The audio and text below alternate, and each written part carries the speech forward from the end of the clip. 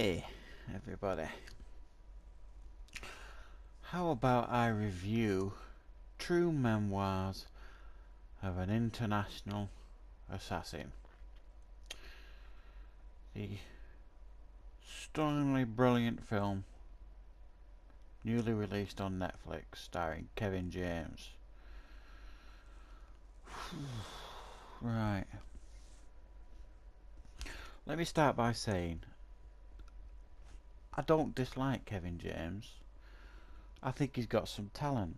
I've enjoyed some of the work he's done. King of Queens, pretty funny. I really quite liked Here Comes the Boom.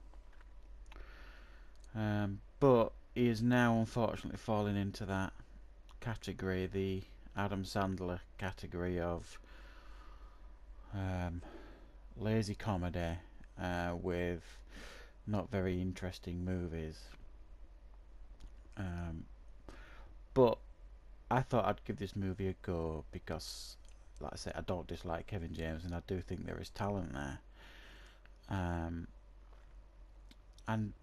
the trailer looked interesting at best. I thought, okay, let's give this a go. So basically, the story revolves around Kevin James. He's a aspiring author who writes a fictional story that is actually based on true events of an international spy, which is unknown to him. It gets quickly released because he's never been published before. It gets released over the internet, and it creates a storm. And his publisher changes the title to The True Memoirs of an International Assassin, and everybody thinks it's all about him and he's the assassin. So he gets kidnapped and taken to South American country and ordered to kill the president by the rebels, who is the leader of the rebels is played by Andy Garcia. Just had to check there because he's so unforgettable in the movie. And that's the basic premise of the storyline. He tries to convince everybody he's not an assassin.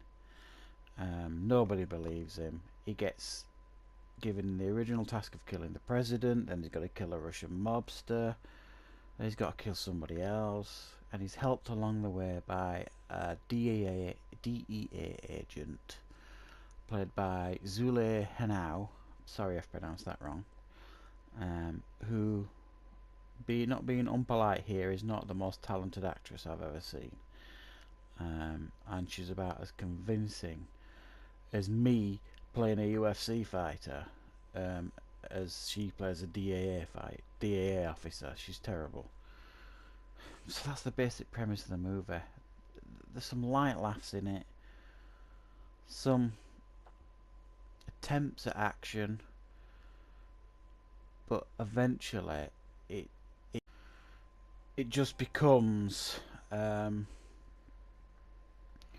just difficult to watch. You know, it goes from being this mild-mannered author who's terrified of everybody, trying to convince everybody he's not an assassin, to running away screaming like a girl, trying to be this comedy guy, and then all of a sudden it becomes Rambo, like that, because he's got to save the girl.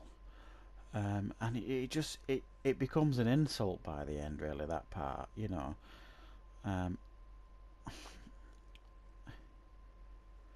I don't really want to be too harsh on the film because it's not the worst film I've ever seen. It's just insulting, really, and it's not intelligent at all. So it's not overly funny. The action isn't brilliant, so it's not one thing or the other. I can't recommend this film. It isn't very good, but it's not the worst I've ever seen.